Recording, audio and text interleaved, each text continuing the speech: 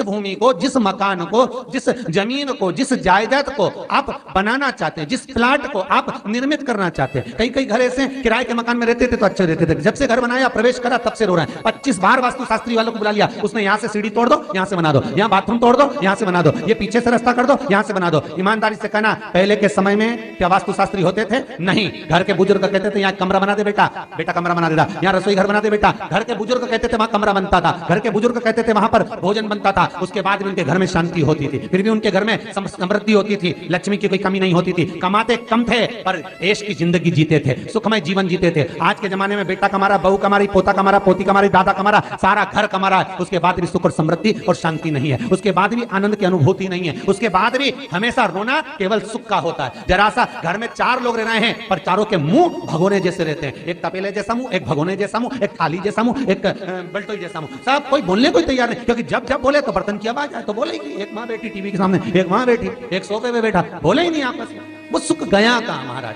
कई लोगों के मैसेज आते हैं, गुरुजी हम बड़े दुखी हैं। कारण क्या है? बस कारण इतना सा है कि आपने जब मकान का निर्माण कराया, वास्तुशास्त्री को बुलाया, इंजीनियर को बुलाया, सब ठेकेदार को बुलाया, सबको बुलाकर मकान, प्लाट, जमीन, जायदाद सब दिखवाया, पर आपने उस भूमि पर पद्म पुराण कहती है, धेनु मानस कहती है, स्कंद पुराण कहती है कि उस प्लाट पर आपने 3 दिन तक एक गौ माता को नहीं बांधा। 3 दिन तक एक गाय को उस प्लाट पर बांध कर चारा खिलाते। ना वास्तुशास्त्री को बुलाने की जरूरत पड़ती, ना कभी समृद्धि की, ना सुख की जरूरत पड़ती, क्योंकि गाय उस जगह से सारी इंद्रियों को आनंदित देकर सुख प्रदान कर देती है।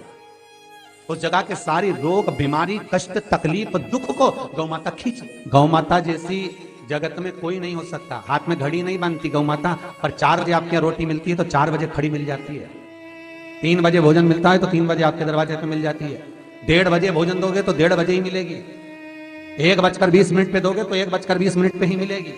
कोई घड़ी नहीं बांधती, फिर भी समय पर आ जाती है। क्यों? क्योंकि भगवान ने उसको ऐसा बनाया है, 33 कोटि देवताओं ने उसमें ऐसा विराजमान कर दिया है कि जगत का वो कल्याण कर सकती है। उसका एक एक अंश जीव का कल्याण करने वाला है, एक एक अंश जगत का उद्धार करने वाला है। पर हम ये आज के युग में हम उसको भूल गए। आज के युग में हम ये सोचते हैं कि वास्तुशास्त्री को बुला लें, वो ये बता दे, हमने ये फ्लैट बनाया, हमने ये मकान बनाया, इसकी छत कैसी, इसका कमरा कैसा, वो बता देगा, सब कुछ बता देगा। उसके बाद भी लोगों को क्या सुख नहीं, उसके बाद भी शांति। फिर चलो तो चलो किसी बाबा जोगी क्या पूछ गए जो ऐसा घूम घूम के बताता, और उसके यहाँ जाकर पूछ लिया, बताओ बाबा जी हमारे घर में शांति नहीं। तो बाबा जी एक ही बात बोले, तेरे ही घर का है जिसने कुछ कर दिया।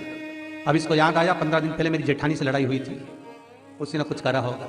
अब बताओ बाबा जी ने आपस में ऐसा बीज बो दिया कि घर और जुड़ा हुआ था तो टूट गया।